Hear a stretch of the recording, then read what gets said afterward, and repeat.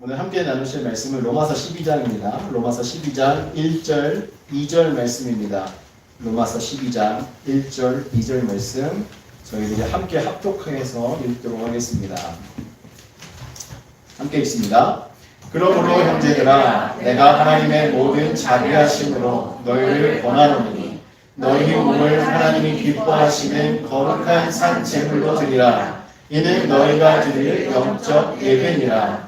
너희는 이 세대를 본받지 말고 오직 마음을 새롭게 함으로 변화를 받아 하나님의 선하시고 기뻐하시고 온전하신 뜻이 무엇인지 분별하도록 하라. 아멘. 자리에 앉아주시기 바랍니다.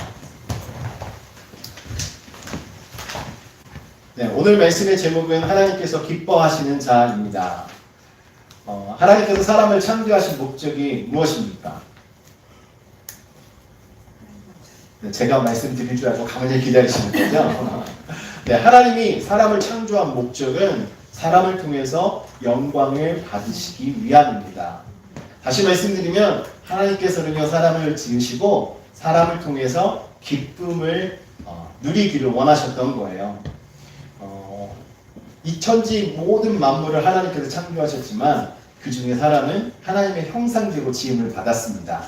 그래서 우리는 하나님과 대화할 수 있는 영혼을 가진 존재로 하나님께서 만들어 주셨어요. 그래서 하나님과 교통합니다. 대화를 하고 하나님께 아뢰고 하나님의 말씀을 들을 수 있는 존재가 되었는데요. 창세기 1장 31절 말씀에 보면 하나님이 지으신 그 모든 것을 보시니 보시기에 심히 좋았더라 라고 말씀하고 있어요. 하나님께서 지으신 그 모든 것, 여기서 말하는 지으신 그 모든 것 안에 사람이 포함되어 있습니다. 그래서 사람을 지으시고 하나님이 너무 기뻐하셨다는 것이죠. 그래서 우리는 하나님을 기쁘시게 하면서 살아가는 것이 우리 인생의 목적임을 깨달아야 합니다. 여러분, 부모님들이 자녀들을 바라볼 때 언제 가장 기쁘십니까?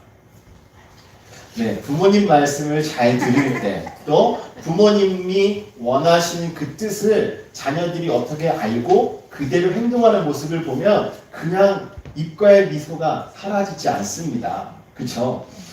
그와 마찬가지로 하나님께서도요 저희들을 보실 때 하나님이 기뻐하시는 사람으로 저희가 하나님 앞에 서 있기를 원하시는데요. 저희가 하나님을 예배하고 하나님께 영광 돌리는 이러한 인생으로 살아갈 때 하나님이 정말 저희들을 보시고 기뻐하십니다. 그런데 세상에서 살아가는 저희들의 현실은 어떻습니까?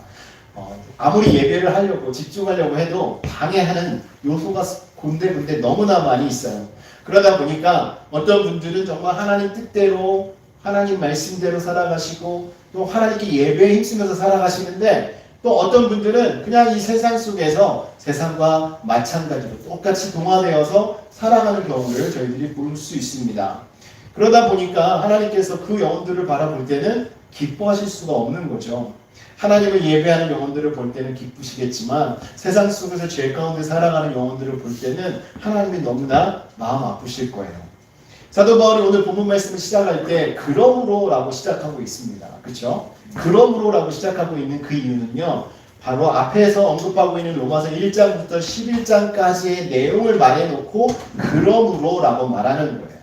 로마서 1장부터 11장까지는 사도 바울이 저희들이 어떻게 구원을 받았고 구원받은 자로서 하나님의 은혜 입었음을 저희들에게 가르쳐주고 있습니다. 그래서 이제는 우리가 죄와 사망의 법에 있는 것이 아니라 생명의 성령의 법 안에 거하면서 죄사함 받은 자로서 하나님 앞에 살아가야 합니다. 우리는 구원받은 하나님의 자녀입니다 라고 말씀을 하고 있었어요. 그리고 난 이후에 구원받은 자로서 그러므로 구원받은 자들에게 사도 바울이 오늘 말씀을 이야기하는 것입니다. 그래서 오늘 이 말씀을 통해서 사도 바울은 이제 구원받은 자로서 하나님의 기쁨이 되어 살아가는 그 방법을 오늘 본문 말씀을 통해서 말씀하고 있는 거예요. 그래서 오늘 제가 세 가지로 하나님께서 기뻐하시는 자는 어떠한 삶을 살아가야 하는가를 함께 말씀드리려고 합니다. 첫 번째는 하나님을 기쁘시게 하기 위해서는 하나님을 예배하는 삶, 하나님께 예배하는 삶을 살아야 합니다. 하나님을 예배하는 것은요 사람에게 정말 중요한 본분이에요.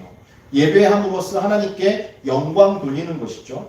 하나님께서는요 저희가 드리는 예배가 형식적이고 그냥 의례적인 예배로 드려지는 것을 원하지 않습니다.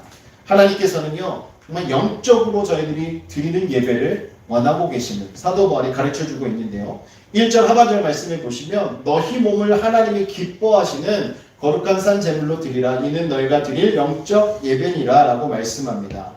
저희들이 하나님께 영적 예배를 드려야 하는데 사도 바울이 말하고 있는 영적 예배는 하나님께서 기뻐 받으시는 진정한 예배, 진정한 예배를 하라는 거예요.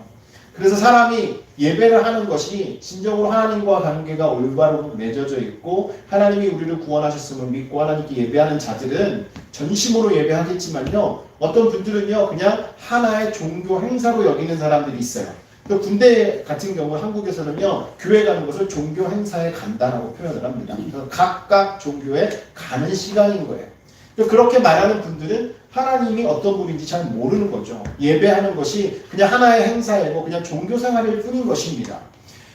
그렇다면 우리가 어떻게 예배를 해야 영적 예배이고 어떻게 예배를 드려야 하나님이 기뻐하시는 예배가 되겠습니까? 조금 전에 읽었던 1절 하반절 말씀에서 사도 바울은 저희들에게 이미 답을 가르쳐주고 있습니다. 거기에 보시면 너희 몸을 하나님이 기뻐하시는 거룩한 산제물로 드리라 라고 말씀합니다. 그러니까 저희의 몸을 하나님께 드려야 되는 거예요. 저희의 몸을 드리라 라고 말하고 있습니다. 근데 흔히 사람들이 생각했을 때는 우리의 몸을 드리는 것보다, 우리의 몸이 함께 있는 것보다 마음을 나누고 마음이 함께하는 것이 더 우선이 되어야 되는 것이 아닌가 이렇게 생각하시는 분들도 있어요. 근데 어떻게 보면 그 말도 맞습니다. 마음이 있어야 몸이 가니까요. 그쵸? 그래서 사도 바울은요 몸을 드리라라고 먼저 말하는 겁니다. 몸을 드린다는 것은 이미 마음이 하나님께 있기 때문이라는 것이죠. 몸을 드리지 않고 있으면서 제가 마음으로 하나님을 예배하고 있습니다라고 말한다는 것은요 거짓말이라는 거예요. 위선이고 그게 진실된 예배가 아닐 수 있다라고 사도 바울이 이야기하는 것입니다. 우리의 마음의 생각은요 우리의 몸을 통해서 행동으로 드러나게 되어 있습니다. 여러분이 어떤 마음을 가지고 있느냐에 따라서 여러분의 행동이 사람들 앞에, 하나님 앞에 표현되고 드러나게 되는 것이죠. 여러분 교회를 사랑하시는 분들 보면요 교회를 사랑하는 그 마음을 행동으로 보여주십니다. 말로만 교회를 사랑합니다. 아니면 상대방은 제가 당신을 사랑합니다 라고 말로만 하고 끝나지 않습니다. 사랑을 하면요 사랑하는 만큼 움직여요. 표현을 합니다. 그쵸? 교회를 만약 예를 든다면요 교회를 사랑하시는 분들은요 어떻게 하면 교회에서 내가 봉사를 할 것인가, 아니면 부족한 부분을 내가 찾아서 어떻게 이것을 잘 함께 감당할 것인가, 어떻게 하면 내가 예배 구성원으로서 그 자리에서 함께 예배하면서 덕을 끼치고 하나님께 영광을 돌릴 것인가, 이런 고민과 함께 말과 행동이 나온다는 것이죠. 그래서 마음이 하나님께 있어야 우리의 몸을 하나님께 드릴 수 있는 거예요. 여러분의 마음이 하나님께 있고 이 교회에 있기 때문에 오늘 이 자리에 나와서 하나님께 예배하시는 겁니다. 만약에 마음이 떠나면요 교회 가는 거에 대한 고민이 생겨요. 갈까 말까. 이것은 사단이 저희들에게 주는 유혹입니다. 어느 누구나 다 갖는 고민이에요. 여러분 사람들에게 말은 안 하지만요 개인적으로 그래 맞아 나 오늘 이런 고민이 있었는데 라고 생각하시는 분도 있을 겁니다.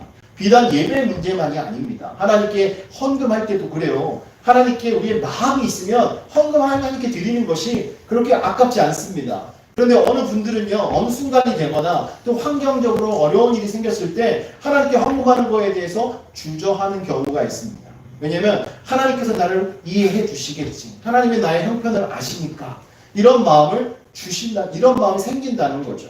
그래서 우리가 하나님께 마음을 온전히 드리고 있다, 그것은 우리의 몸을 하나님 앞에 내어 드린다는 것이죠. 들어 드린다는 것입니다. 우리의 마음이 하나님으로부터 떠나 있으면요 우리의 몸을 거룩하게 지킬 수 없어요. 그래서 예배의 자리도 우리가 가까이 하지 않는 경우가 생기는 거예요. 우리의 마음이 점점 세상으로 가고 내 주변 지인들에게 가고 내 취미생활로 간다면요 이 자리에 나와 있는 시간이 아까워지겠죠. 하지만 우리가 하나님께 우리의 마음을 드리고 있기 때문에 우리의 몸을 가지고 하나님 앞에 예배할 수 있는 이러한 성도가 된 것입니다.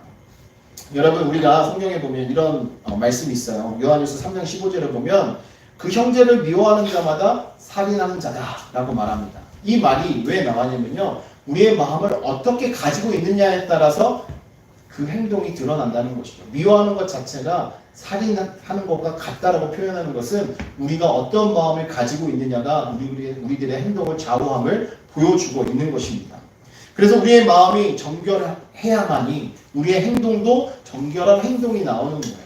우리의 마음이 하나님께 연결되어야만이 우리의 삶의 모습도 하나님 안에서 연결된 거룩한 삶이 되는 것입니다. 성경에 보면요, 위선적인 행동과 말을 하는 사람들이 많이 나와 있습니다. 그래서 그 사람들의 행동을 보면 마음이 있는 것처럼 보여요. 하지만 하나님께서는 그들의 행동이 그냥 형식적이고 그냥 보여지는 것이다라고 지적을 하고 계시는 이런 경우들을 많이 봅니다. 특별히 바리새인들이 기도할 때 사람이 붐비는 곳에서 손을 하늘로 향해 들고 자신들의 의로움을 드러내면서 기도하는 장면을 가리켜 말씀하고 계시지 않습니까? 그러면서 정말 은밀한 중에 하나님께 간절히 기도하는 세리의 기도를 보시는 이런 모습을 성경을 통해서 저희들이 보게 됩니다. 하나님께서는요, 우리의 중심을 모르시지 않습니다. 우리의 몸과 마음이 어느 방향으로 지금 향하고 있는지를 하나님께서는 다 아신다는 거죠. 그래서 우리의 마음과 헌신이 따르지 않는 이러한 예배는요, 위선적인 예배고 헛된 예배에 불과하다는 것을 여러분 깨달으십시오. 그러므로 우리는 하나님께서 우리의 몸을 산 제물로 드리라라는 이 말씀에 귀를 기울여야 하는 것입니다. 저희가 드려야 될 영적 예배, 이 영적 예배를 어떻게 해야 하는지를 가르쳐주고 있는 것이죠. 그래서 여기서 말하고 있는 그 영적 예배를 두 가지로 나눠서 말하면요, 첫 번째는 우리의 몸이 거룩한 제물이 되도록 해야 합니다. 우리의 몸이 거룩한 제물이 되도록. 교부 크리소스톰은 이렇게 말합니다. 어떻게 말했냐면요, 어떻게 몸이 제사가 되는가? 눈으로 악한 것을 보지 아니하고 그것으로 제물이 되게 하라. 혀로 더러운 말을 아무 말도 하지 아니하고 제물이 되게 하라. 내 손으로 불법한 일을 행하지 말고 번제가 되게 하라. 그러나 그것으로 족한 것이 아니다. 우리는 선행도 해야 한다. 손으로 구제하고 입으로 찬송하고 귀로는 성경의 모든 교훈을 들어야 한다. 이는 제사는 부정한 것을 인정하지 않기 때문이다. 제사는 다른 행위의 첫 열매이다. 그러기에 우리의 손, 발, 입 그리고 다른 지체로 하나님에게 첫 열매가 되게 하라라고 말합니다. 이 내용을 통해서 저희들에게 주는 교훈은 무엇입니까? 우리의 몸이 거룩하게 구별되도록 해야 함을 말하고 있는 거예요. 하나님께서는 거룩하신 분이기 때문에요, 속되거나 허물이 있는 이런 재물들은 받으시지 않습니다. 그래서 이스라엘 백성들이 하나님께 제사를 드릴 때도요, 흠 없는 것들로 구별해서 하나님께 드렸습니다. 그리고 속죄하고 하나님께 드렸잖아요. 그렇다면 우리는 어떻게 우리 자신을 거룩하게 구별할 수 있겠습니까? 우리 자신을 거룩하게 구별하기 위해서는요, 요한복음 17장 17절 말씀을 보셔야 해요. 그 말씀에서 예수님께서 말씀하시는데요, 그들을 진리로 거룩하게 하옵소서. 아버지의 말씀은 진리입니다. 우리가 무엇으로 거룩해질 수 있습니까? 하나님의 말씀입니다. 진리 대신 하나님의 말씀으로 우리가 거룩해질 수 있는 거예요. 현대와 같이 생활이 다양하고 복잡할 때 우리 자신의 거룩함을 지키려면요, 변하지 않는 기준이 있어야 합니다. 그 변하지 않는 그 기준이 바로 하나님의 말씀이에요. 하나님의 말씀만 진리입니다. 세상 사람들이 말하고 있는 경험과 사람들의 논리와 사람들이 주장하고 있는 것들은요, 변하게 되어 있어요. 사람들이 상황에 따라 바꾸잖아요. 사람들이 모여서 우리가 이렇게 하자 정해놨다가도요, 좀 힘들어지면 우리 조금 이렇게 갭을 좀 만들어 놓고 좀 편하게 할까? 이렇게 바꾸기도 합니다. 오늘날 많은 사람들이 저희들에게 말하고 있는 내용들을 보면요, 자신들의 편리와 자신들의 상황과 자신의 그 환경에 맞춰서 바꾼 것을 정당화시키면서 저희들에게 그것을 수용하라고 말하는 경우가 많이 있어요. 하지만 우리가 하나님이 기뻐하시는 예배자로서의 삶을 살기 위해서는요, 하나님의 말씀을 기준으로 살아갈 때 우리가 진리 안에 거하게 되고 그 진리의 말씀으로 말미암아 우리가 거룩한 제물이 될 수 있는 것입니다. 이것을 믿으십니까? 사랑하는 성도 여러분 하나님의 말씀으로 무장하십시오. 하나님의 말씀으로 무장할 때 여러분들이 거룩한 제물이 되는 거예요. 그리고 두 번째는요, 우리의 몸이 산 제물이 되어야 돼요. 하나님께 드리는 제물은요, 죽은 것을 갖다 드리지 않았습니다. 산 것을 가지고 와서 거기서 잡아서 하나님께 드렸잖아요. 성막에 가져와서 하나님께 드리기 전까지는요, 정말 생기가 있어야 되고요, 건강해야 되고요, 생명이 있어야 합니다. 그 짐승을 가지고 와서 하나님께 바쳤던 거예요. 성도들은 자기 몸을 죽여서 바치는 것이 아니라 산 그대로 바쳐요. 왜 이렇게 되었습니까? 바로 예수 그리스도 때문입니다. 예수님께서 자신의 몸을 버려서 제물이 되어주심으로 단번에 저희가 하나님께 나아갈 수 있도록 만들어주셨기 때문에 이제는 저희들을 하나님 앞에 가지고 나와서 죽여서 드리는 것이 아니라 이제는 저희를 산 제물로 하나님께 드려야 하는 것입니다. 우리가 속죄받았기 때문에 또 다른 제사가 필요하지 않습니다. 구속받은 성도들은 예수 그리스도 안에서 죽은 자가 아니라 산 자가 되었기 때문에 이제는 우리 자신을 하나님께 산 제물로 드리는 성도가 된 것입니다. 그런데요, 우리가 산 제물이 되기 위해서는요, 성령으로 거듭나야 합니다. 성령으로 거듭나서 우리가 하나님 앞에 서 있을 때 우리가 산 제물이 되는 것입니다. 이 세상 속에서 죄악에 찌들이고 정말 죄악에 노출되었던 우리의 모든 모습들이 성령으로 말미암아 정결하게 되고 정결한 모습으로 하나님 앞에 섰을 때 우리가 산 제물이 되는 줄 믿으시기 바랍니다. 그래서 사도 바울이 저희들에게 너희 몸을 하나님이 기뻐하시는 거룩한 산 제물로 드리라라고 말하는 거예요. 거룩한 제물, 산 제물, 그것을 우리가 드려질 때 하나님께서 기뻐하시는 예배를 드리는 성도가 된다고 가르쳐주고 있는 것입니다. 사랑하는 성도 여러분, 우리가 주일이나 주중에 교회에서 모여서 예배 드리는 것도 중요하지만요, 그것만으로 온전하다고 볼 수 없습니다. 아까 교부 크리스토스님이 얘기했던 것처럼 우리의 삶 속에서 우리가 정직하고 정결하고 거룩하게 구별되어 살아갈 수 있도록 항상 주의해야 합니다. 우리가 눈으로 보는 것을 조심해야 되고요, 우리가 먹는 것과 우리의 행동과 우리가 있는 곳, 모든 것을 조심히 해야 합니다. 그리고 여러분들이 하나님의 말씀에 은혜 받고 하나님께서 주신 그 은혜 때문에 감사한 마음을요, 우리 주변에 있는 분들에게 표현하셔야 돼요. 그래서 선행으로 드러나고 사랑으로 드러나는 것이죠. 이러한 삶이 되어질 때 우리가 하나님의 거룩한 산 제물이 되어 예배하는 예배자가 되는 줄 믿으시기 바랍니다. 두 번째는요, 우리가 하나님을 기쁘시게 하려면요, 이 세대를 본받지 말고 오직 마음을 새롭게 함으로 변화를 받아야 돼요. 이 세대를 본받지 말고 우리의 마음을 새롭게 해서 변화받으셔야 하나님이 기뻐하시는 성도가 되는 줄 믿으십시오. 우리가 예수를 믿고 살아가고 하나님의 자녀가 되어 살아가고는 있지만 우린 여전히 이 세상 속에서 살아가고 있습니다. 이 세상은 정말 매일매일 저희들에게 자신들에게 오라고 항상 손짓을 하고 있어요. 이 세상의 것들은 어떻습니까? 다 세속적이잖아요. 세상적이잖아요. 세상적인 것이 무엇입니까? 마귀적인 것들이에요. 우리로 하여금 죄를 짓게 만드는 것들이라는 것이죠. 여러분, 죄를 짓게 만드는 것들이 주변에 많으면 사람이 어떻게 돼요? 아무리 조심하고 주의하고 해도요, 어느 한순간에 넘어갈 수도 있습니다. 그래서 우리는 항상 깨어 있어야 하고요, 이 세대를 본받지 말아야 돼요. 여러분, 요즘은 대기가 많이 오염돼서 이 지역은 그래도 좀 덜합니다만 한국 같은 경우는요, 아침에 하얀 셔츠를 입고 나갔다가 돌아오면요, 카라 있는 데나 소매 이런 데 보면 아주 까매집니다. 여기는 이제 꽃가루가 날릴 때 되면, 여러분 나갔다 오시면 꽃가루가 이런 데 막 앉아있는 거 느끼시나요? 우리는 아무리 조심해도요, 너무나 많이 주변에서 있으니까요, 그냥 묻어서 들어와요. 우리가 세상에서 살 때 그와 같습니다. 우리가 아무리 조심하고 거룩하게 구별되게 살아가려고 노력해도요, 우리 주변에 죄의 요소들이 너무나 많아서요, 나도 모르게 내 몸에 붙어서 들어오는 경우가 있을 수 있다는 것입니다.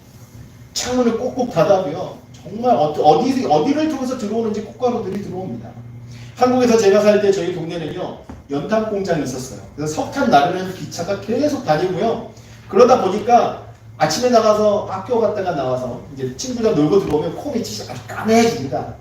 그리고 옷도요, 까매져요. 그리고 집 안에도요, 청소 안 하고 며칠 지나잖아요. 이렇게 손으로 이렇게 쓸면 까만 가루들이 묻어나요. 아무리 주의를 해도요, 어떻게 할 수가 없어요. 이 시대가 그렇습니다. 이 시대가요, 세속화돼가고 죄성이 만연해져가고 이런 상황 속에 저희들이 살아가고 있기 때문에 저희들 주변에서 저희들에게 언제든지 그 죄의 때가 묻도록 세상은 준비되어 있다는 것이죠. 그래서 우리가 하나님 앞에서 정말 하나님의 기쁨이 되기를 원하시는 성도라면 우리는 이 세대를 바라보면서 본받지 않아야 해요. 날마다 우리는 주님 앞에서 말씀으로 말씀에 비추어서 이것이 옳은지, 이것이 진리 가운데 맞는 것인지 틀린지를 분별하면서 구별하며 살아가는 삶의 모습이 되어야 합니다. 이 세상은 경건한 삶의 모습이나 말을 좋아하지 않습니다. 우리가 경건한 말을 하잖아요. 그럼 비아냥거립니다. 바로 세상적인 말들로 저희들을 공격하죠. 그래서 저희가 어떻게 할 수 없도록 세상은 만들려고 합니다. 그렇기 때문에 더욱더 우리는 더 하나님 말씀 앞에서 세상과 구별된 모습으로 살기 위해 힘써야 하는 것이죠. 그렇다고 해서 우리가 세상을 반해서 세상을 떠나 속세에 들어가서 살아가는 것이 아닙니다. 이 세상 속에 있지만 세상 사람들과 구별되어 살아가라는 말씀이에요. 우리가 하나님을 믿고 말씀 안에 거하는 사람인데 말씀을 모르고 살아가는 사람과 똑같이 살아간다면 무엇하려고 우리가 예수를 믿겠습니까? 하나님의 말씀이 저희들에게 있기 때문에 우리는 그 말씀을 중심으로 그 말씀에 비추어서 구별해서 분별하는 삶을 사는 거예요. 여러분 다니엘을 보십시오. 다니엘과 세 친구가 그 당시 왕의 왕궁에 이제 포로로 끌려가서 있으면서 왕의 직속 어떻게 보면은 학교에 들어간 거죠. 그 안에서 왕의 산의 진미를 먹을 수 있는 기회가 생겼습니다. 그럼에도 불구하고 다니엘과 세 친구들은 자신의 신앙을 지키기 위해서 그것을 취하지 않는 이런 모습을 저희들에게 보여주지 않습니까?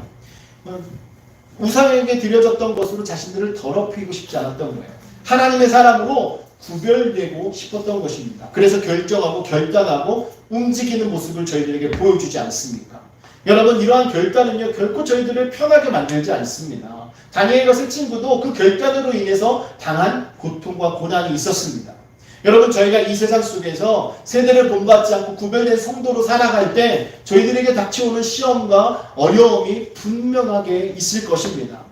그럼에도 불구하고 우리는 그런 불편과 또 불이익과 어려운 일들이 생겨도요 우리는 그것을 감수해야 해요. 이 세대를 본받지 않는 것이 정말 말처럼 쉽지가 않습니다. 아마 여기 계신 분들도 날마다 그렇게 노력하면서 살고 계실 거예요. 그래서 이것이 예수를 믿는 사람이라면 노력을 한 번이라도 안 하신 분이 없을 거예요. 근데 노력을 하다 안 되니까 그냥 포기하시는 분들도 계시고 또 어떤 분들은 날마다 작심삼일로 그냥 끝나서 처음에는 결단하고 구별되어 살아가려고 하지만 또 직장생활 하다 보니까 또 친한 친구와 시간을 보내다 보니까 나도 모르게 적당하게 하고 적당하게 타협하는 이런 경우가 있는 것이 바로 우리 주변에서 일어나고 있는 현실의 모습이에요. 이런 모습을 저희들이 봤을 때는요 이해할 수 있어요. 저희들이 연약하고 또 저희들도 살아가는 환경 속에서 그냥 이해되는 부분들이 있잖아요. 하지만 하나님이 보셨을 때는 어떠할까요? 하나님께서 보셨을 때는 분명히 저희들에게 하나님의 말씀의 기준으로 저희들에게 말씀하실 거란 말이죠. 그러면 그 말씀에 비추었을 때 조금이라도 잘못되었다면요 우리는 그 모든 모습들을 다 끊어버려야 돼요. 본질적으로 볼 때 하나님의 자녀들은 세속의 영향력을 물리치고 구별된 삶을 살아가야 하는 것입니다. 그런데 저희들이 그만큼 강하지 못하기 때문에 유혹에 넘어가는 거거든요. 그래서 사도 바울이 저희들에게 그것을 뛰어넘을 수 있는 방법을 가르쳐 주는데 2절 하반절입니다. 오직 마음을 새롭게 함으로 변화를 받아야 한다는 거예요. 우리가 행동을 바꾸려고 하고 우리의 삶의 모습을 바꾸려고 할 때 우리의 마음이 새로워져야 그것이 가능하다는 것입니다. 여러분 무언가를 결단하고 무언가를 끊겠다, 무언가를 하겠다라고 결정했을 때 여러분들의 마음가짐에 따라서 그 일을 성취할 때가 있고 성취하지 못할 때가 있지 않습니까? 세상 사람들이 가장 많이 결심하는 게 뭡니까? 다이어트? 그리고 술, 담배 하시는 분들 그것을 끊겠다? 마음을 딱 정하시잖아요. 근데 성공하시는 분들을 보면요 정말 그것을 이루기 위해 그 마음이 변화하지 않도록 끝까지 그 마음을 붙잡고 갑니다. 그런데 중간에 하다가 그것을 실패하시고 포기하시는 분들은 마음을 바꿔요. 처음에 가졌던 마음이 아니라 원래의 마음으로 아니면 주변 사람들이 이야기하는 그 마음으로 바꿔버립니다. 그러다 보니까 실패하게 되는 거예요. 우리가 신앙생활할 때도 우리가 예수를 만나고 이제 세상이 아니라 하나님의 자녀로 살아가기로 작정하고 결단했다면 우리의 마음을 하나님께로 정해야 합니다. 그런데 그 마음, 하나님께 정했던 그 마음이 시간이 지나면서 또 바뀌게 되면 여지없이 우리는 세상으로 빠져들어가는 거예요. 여러분 오늘날 저희들이 겪고 있는 갈등은 무엇입니까? 저희들이 가지고 있는 갈등은요, 성경에서는 하지 말라고 하는데 세상에서는 해도 괜찮다라고 말하는 그런 부분을 우리가 딱 맞닥뜨리면 갈등이 됩니다. 왜냐하면 눈에 보이는 사람들은 그것을 다 괜찮다고 말하고 있기 때문에 내가 조금 이런 행동을 하고 이런 말을 하고 이런 시간을 가져도 사람들은 나에게 뭐라 하지 않으니까. 그런데 하나님께서 보셨을 때는요, 분명히 하나님이 하지 말아라 말씀하시는 것은 우리가 하지 말아야 돼요. 하나님께서 하라라고 말씀하신 것은 분명하게 저희가 해야 합니다. 그래서 우리가 인생을 살아갈 때 많은 갈등 속에 있는 거예요. 신앙생활하면서 생기는 여러 가지 갈등의 문제들을요, 우리가 하나님 앞에 내려놓아야 해요. 우리의 마음을 새롭게 하고 변화되길 원하신다면 여러분들의 마음을 하나님께로 드려야 합니다. 여러분, 그리고 여러분의 마음을 새롭게 하기 위해서 여러분이 결심하고 작정한다고 해서 이게 끝까지 이루어지는 게 아니에요. 그렇게 되기 위해서 하나님의 절대적인 도우심이 필요합니다. 에스겔 36장 26, 27절에 보면요, 또 새 영을 너희 속에 두고 새 마음을 너희에게 주되 너희 육신에서 굳은 마음을 제하고 부드러운 마음을 줄 것이며 또 내 신을 너희 속에 두어 너희로 내 율례를 행하게 하리니 너희가 내 규례를 지켜 행할지라. 하나님의 약속을 지키며 행하는 자들에게는요, 하나님께서 새 영을 주셔서 그 새 영으로 말미암아 우리의 굳은 마음과 우리의 우리가 살아가는 데 있어서 하나님의 자녀로 불필요한 마음들을 없애버리고 하나님 앞에서 합당한 성도가 되도록 마음을 변화시켜 주신다고 말씀하고 있는 거예요. 결국은 우리의 마음을 새롭게 하기 위해서는 성령이 저에게 임하셔야 하는 거죠. 스가랴 4장 6절 하반절 말씀에도 말합니다. 만군의 여호와께서 말씀하시되 이는 힘으로 되지 아니하며 능으로 되지 아니하고 오직 나의 신으로 되느니라. 여러분, 사람이 계획하고 사람이 일하는 것 같지만 결코 그렇지 않습니다. 하나님의 영이 저희들에게 임할 때 우리가 그 일을 감당할 수 있게 되는 거예요. 여러분, 저희의 마음이 새롭게 되기를 원하십니까? 여러분, 성령의 도우심을 구하십시오. 성령의 임재가 여러분의 인생 속에 있고 여러분의 삶 속에 있을 때 여러분들의 마음이 새롭게 되고 변화되어서 끝까지 흔들리지 않는 믿음이 되는 것입니다. 여러분, 포도나무에 포도 열매가 맺기 위해서는요, 포도나무 가지가 포도나무에 연결되어 있어야 합니다. 그래야 모든 영양분을 공급받고 그 가지에서 열매가 맺어지게 되는 거잖아요. 저희들도 하나님께 연결되어 있어야 하나님께서 기뻐하시는 열매가 우리의 삶을 통해서 맺어지게 되는 것입니다. 그러니까 열매가 맺어질 때 농부가 그것을 보고 기뻐하는 것처럼 저희가 하나님께 연결되어 있어서 하나님께서 기뻐하시는 열매가 우리의 삶 속에 맺어질 때 하나님께서는 저희들을 보시고 기뻐하시는 거예요. 이렇게 되기 위해서 저희들의 마음이 새롭게 변화되어야 합니다. 새롭게 변화되기 위한 과정 속에서 하나님께서 부어주시는 그 성령을 여러분들이 받으시고 성령으로 말미암아 새롭게 된 마음으로 인도함 받기를 주님의 이름으로 축원합니다. 마지막으로 하나님을 기쁘시게 하기 위해서는요, 하나님의 선하시고 기뻐하시고 온전하신 뜻을 우리가 분별하고 알아야 합니다. 여러분, 이렇게 하나님의 기뻐하시고 선하시고 온전하신 뜻을 분별할 수 있는 사람은요, 조금 전에 앞서서 말씀드렸던 마음을 새롭게 변화된 자, 마음이 새롭게 변화된 자가 그렇게 할 수 있는 거예요. 오래전부터 하나님을 경외하고 하나님의 기쁨이 되어 살아가기를 원했던 사람들은요, 날마다 이러한 고민을 했어요. 미가 6장 6절 7절 보면 미가 선지자가 했던 고민인데요. 내가 무엇을 가지고 여호와 앞에 나아가며 높으신 하나님께 경배할까? 어떻게 하나님을 예배하는 것이 옳은가에 대한 고민을 가지고 있었습니다. 어떻게 내가 하나님 앞에 서야 올바른 것인가? 어떻게 하나님을 예배해야 하나님께서 기뻐하실까? 그 뒤에 내용 보면 내가 번제물로 1년 된 송아지를 가지고 그 앞에 나아갈까? 여호와께서 천천의 숫양이나 만만의 강물 같은 기름을 기뻐하실까? 내 허물을 위하여 내 마다들을, 내 영혼의 죄로 말미암아 내 몸의 열매를 드릴까? 여러 가지 고민을 합니다. 이렇게 제물을 드리고 이런 것을 드리면 하나님 기뻐하실까? 이런 고민을 가지고 생각을 하고 있는 것이죠.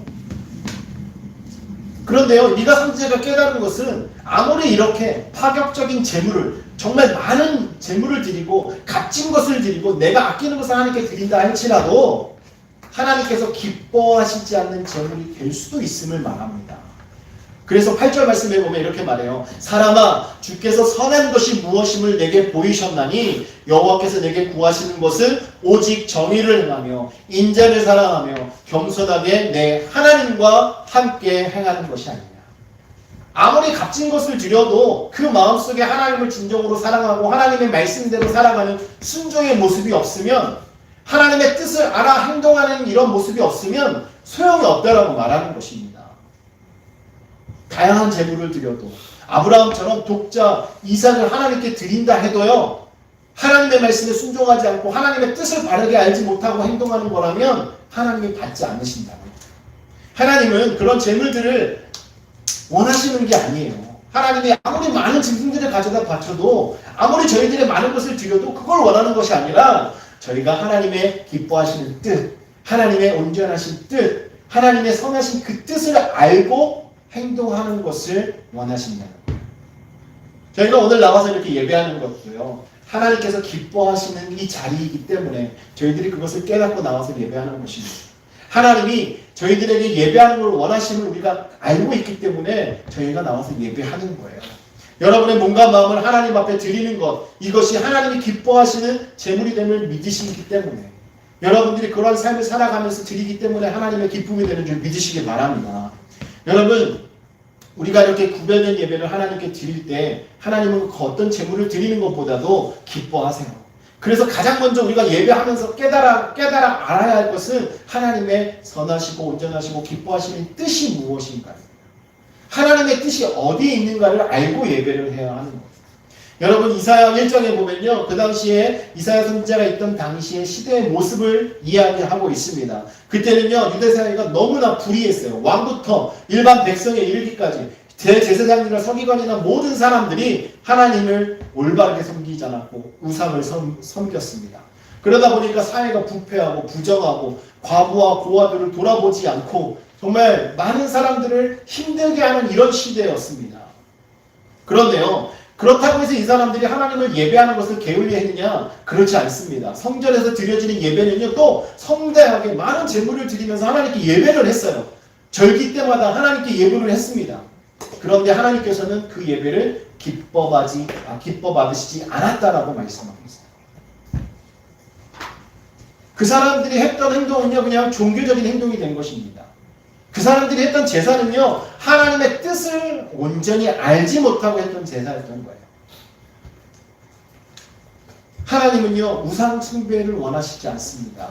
하나님만 예배하기를 원해요. 근데 이스라엘 백성들은 우상도 숭배하면서 하나님을 예배했던 거고요. 또 하나님께서는 사랑으로 이웃을 돌보며 그들과 함께하기를 원했는데 그들은 이웃을 돌아보지도 않고 자신의 배만 채우면서 지내다가 하나님을 예배하게만 신경 썼다는 것이죠. 이러한 삶이 연속되니까 하나님께서 그들의 예배를, 그들의 제사를 받으셨던 것이 아니라 오히려 그들에게 진노하시고 분노하심을 저희들에게 성경을 통해서 보여주고 있습니다. 그렇다면 우리는 어떤 모습으로 하나님을 예배하겠습니까? 어떻게 하나님의 그 온전하신 뜻과 기뻐하시고 선하신 뜻을 알 수 있겠습니까? 우리는 예수님으로부터 그 답을 찾을 수 있습니다. 예수님께서 그 모범을 저희들에게 보여주고 계십니다. 예수님께서 이 땅에 오셔서 십자가를 지시는 이 일은요, 정말 육신적으로 보았을 때 너무나도 고되고 힘든 일이었습니다. 그래서 예수님께서 겟세마네 동산에 기도하실 때 하나님께 이렇게 말씀하세요. 아버지요, 만일 아버지의 뜻이거든 이 잔을 내게서 옮기시옵소서. 육신적인 마음이잖아요. 옮겨주십시오. 그리고 그 뒤에 예수님이 말씀하세요. 그러나 내 원대로 마옵시고 아버지의 원대로 되기를 원하나이다. 이 말이 뭡니까? 자신이 희생의 제물이 되면서요, 자신의 뜻이 아니라 하나님의 뜻대로 되기를 원한다는 거예요. 하나님의 온전하신 뜻, 하나님의 선하신 뜻, 하나님께서 기뻐하시는 그 뜻대로 되기를 원한다라고 예수님께서 말씀하고 있는 것입니다. 사랑하는 성도 여러분, 저희들이 가져야 될 자세가 바로 예수님이 보여주셨던 이 자세예요. 하나님의 뜻을 온전히 이행하는, 하나님의 뜻에 온전히 순종하는 이러한 삶의 모습이야말로 하나님께서 기뻐하시는 자의 모습입니다. 여기 계신 여러분들을 향한 하나님의 선하시고 기뻐하시고 온전하신 뜻이 무엇입니까? 여러분 한번 생각해 보십시오. 과연 하나님이 나를 향하여서 하나님이 기뻐하시고 온전하시고 또 선하신 그 뜻이 무엇일까? 아마 하나님께서는요, 저마다 다른 하나님의 뜻을 또한 저희들에게 주셨을 거예요. 그 뜻에 순종함으로써 여러분들의 삶의 방향을 바꾸신 분들도 분명히 계실 것입니다. 이러한 일들이 우리의 인생 속에서 계속 일어나고 있습니다. 그래서 그때마다 저희들이 가져야 될 태도는 하나님께서 기뻐하시고 선하시고 온전하신 그 뜻을 우리가 분별하고 깨달아서 그 뜻대로 순종하는 자세입니다. 여러분, 우리가 그렇게 살아갈 때 저희 자신뿐만 아니라 우리와 함께하는 모든 분들이 하나님의 은혜를 누리게 됨을 믿으십시오. 예수님께서 하나님의 말씀에 순종하고 하나님의 뜻을 이루었기 때문에 그 은혜로 말미암아 저희가 죄사함의 은혜를 입게 되었습니다. 사랑하는 성도 여러분, 하나님의 기쁨이 되기를 원하십니까? 여러분의 마음을 하나님의 온전하신 뜻으로 바꾸십시오. 하나님의 뜻으로 여러분의 삶의 방향을 바꾸시면 여러분은 하나님의 기쁨이 될 수밖에 없습니다. 오늘 말씀을 정리하겠습니다. 오늘 이 말씀 속에서 사도 바울이 많은 사람들에게 지금 아주 전심으로 외치고 있는 것은요, 하나님께 온전한 기쁨이 되어라라고 말하고 있습니다. 하나님의 온전한 기쁨이 되기 위해서 너희들을 거룩한 산 제물로 하나님께 드리는 영적 예배를 하는 사람이 되고, 그리고 하나님의 그 온전하신 뜻을 분별하고 우리의 몸과 마음을 새롭게 해서 하나님 앞에서 온전히 살아가는 성도가 되기를 저희들에게 권고하고 있는 것입니다. 디모데후서 3장 2절에 보면요, 말세가 되면 사람들이 자기 자신을 사랑한다라고 말하고 있습니다. 그러니까 말세가 되면 될수록 자기 자신을 사랑하게 되고, 자기 자신을 사랑하게 되면 아무래도 자신의 기쁨이 우선이 되는 거예요. 그래서 웰빙 시대를 추구하고 살아가는 사람들의 삶의 중심에는요, 항상 자기 자신이 있습니다. 내 만족, 내 기쁨.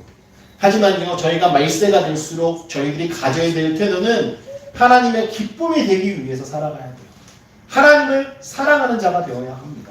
내 자신을 사랑하는 자가 아니라 하나님을 사랑하는 자가 돼서 하나님의 기쁨이 되는데 힘쓰며 살아가기를 원합니다. 우리의 마음과 뜻과 힘과 우리의 성품을 다해서 하나님을 사랑하고 하나님을 기쁘시게 하는데 힘쓰는 저와 여러분 되기를 주님의 이름으로 축원합니다. 이러한 삶이 된다면요, 하나님께서 주시는 그 평강과 기쁨을 누리게 되고 하나님께서 저희를 위해서 예비하신 하나님 나라의 상급이 저희들을 기다리고 있을 줄 믿습니다. 오늘 함께 기도할 때 하나님, 저희가 하나님의 기쁨이 되기를 원합니다. 저희들에게 성령을 주셔서 깨닫게 해주시고 하나님의 말씀을 깊이 깨달아서 정말 저희의 마음을 주님의 말씀에 비추어서 온전히 새로워지는 성도가 되게 하여 주시옵소서. 진리 가운데 있게 하여 주시옵소서. 성령 충만함으로 우리가 하나님이 기뻐하시는 그 길을 찾아 떠나는 성도가 되게 해달라고 함께 주여 한번 부르시고 기도하겠습니다.